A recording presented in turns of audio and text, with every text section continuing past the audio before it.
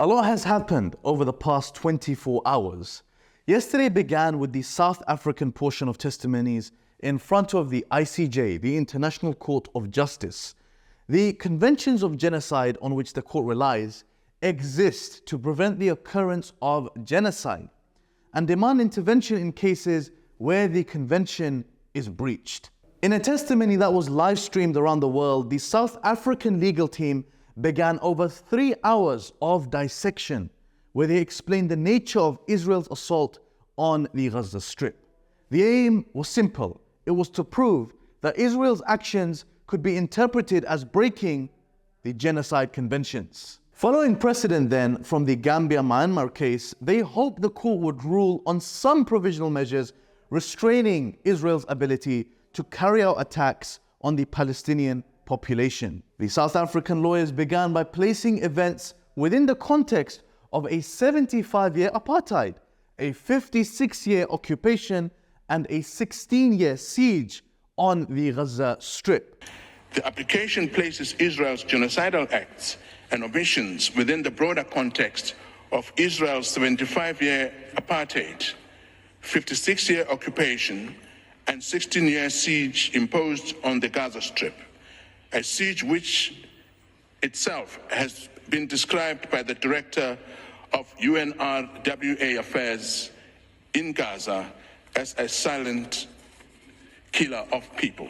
By referencing apartheid and quoting Mandela and Martin Luther King from the outset, the South African defense sought to place Gaza in common company with other famous decolonial and civil rights movements. They then began to work surgically through a case in which they argued that Israel's actions could be understood as breaching several components of the Convention on Genocide. They argued that Israel had embarked in recent months on a campaign of mass killing, serious bodily and mental harm, and that they created conditions that aimed to bring about the destruction of the Gazan people and exacted violence on mothers and newborns that could be argued intending on preventing births within a specific group of people. They also anticipated many potential Israeli counter-arguments. They said from the outset that they condemned Hamas's attacks, but also stated that as an occupier, Israel cannot claim to be acting in self-defense. What Israel is doing in Gaza, it is doing in territory under its own control. Its actions are enforcing its occupation. The law on self-defense under Article 51 of the UN Charter has no application.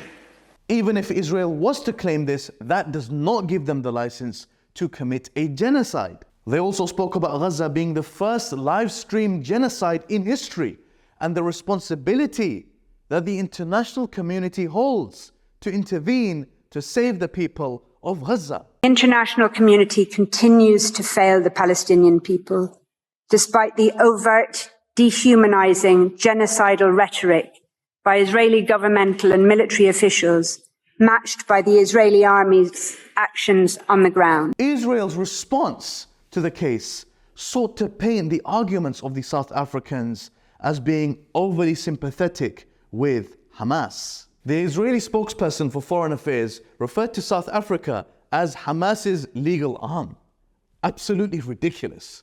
Towards the evening time though, news broke that the UK and the US were getting ready to strike targets in Yemen in response to the Houthi attacks on Israeli ships in the Red Sea. A story that we have reported on previously. The Houthis have said for weeks now that their attacks are limited to Israeli ships or Israeli-affiliated ships until the aggression on Gaza stops and aid is allowed to reach the Palestinian people. Very soon after this wave of stories, the rumors were confirmed as warplanes began bombing areas all within Houthi-controlled Yemen. The British Prime Minister Rishi Sunak said that these attacks were limited, necessary, and proportionate.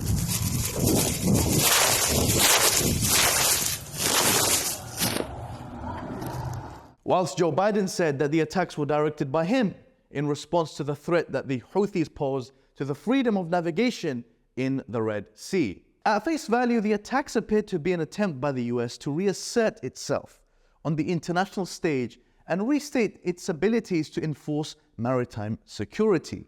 But some have speculated whether the attacks may be a distraction from Israel's defense that it was set to make in front of the ICJ, particularly after the strength of the South African presentation. The Houthis have threatened responses in return and vowed to continue on in their attacks. Despite the US carrying out the attacks with members of a coalition, Russia has still called an emergency meeting at the UN for Friday to discuss what it deems to be a breach of Article 2 of the UN Charter, which prohibits the use of threats or force in international relations. The Charter also prohibits attacks on sovereign nations. This series of events in many ways highlights the tangled manner in which law and international norms are currently perceived. The Genocide Convention requires states to intervene to prevent genocide.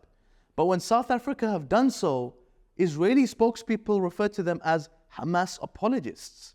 America has justified the attacks on Yemen, stating its intention to ensure the freedom of navigation, but now has to answer in the Security Council for potential breaches of Article 2 for using force in international relations. And of course, Israel, and by extension the United States of America, are still answering for charges of genocide at the ICJ. This story also represents an escalation in terms of US concentrated strikes for the first time with this degree of intensity since the attacks on October the 7th. As Israel makes its defense at the ICJ and the security situation in the Red Sea hangs in the balance, it seems that the entirety of world politics today has found itself afflicted in some way or another by the Palestinian case. If you like our work and you're a fan of everything that we are doing with regards to the news reporting, then do click the subscribe button down below and share our channel with your friends and your family.